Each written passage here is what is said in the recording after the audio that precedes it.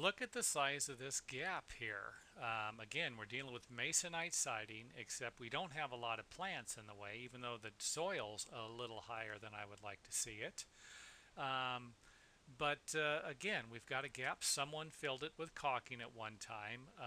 Masonite, believe it or not, it does expand and contract, so it will be shrinking at times and will be expanding at other times. So there might be a point when this gap here is closed.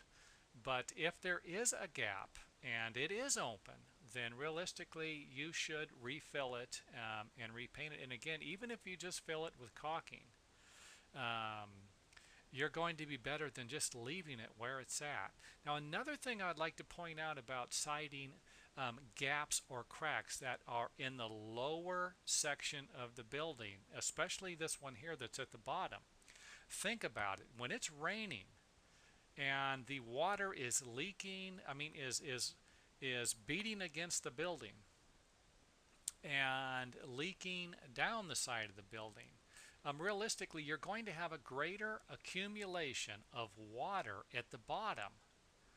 If you think about it, than you will at the top. So any problems you have at the top are not going to be as big of an issue as the ones at the bottom. And of course, they're all a big issue. But if you understand the logic in what I just said, then it should make sense.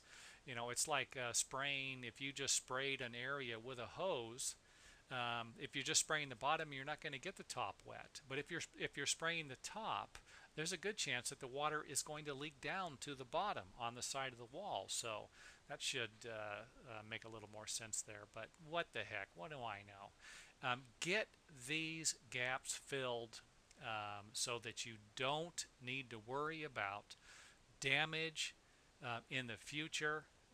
Water leaking into the inside of the house, ruining the framing, attracting termites, ruining your flooring, your drywall, plaster, whatever. Get stuff like this fixed as soon as you possibly can.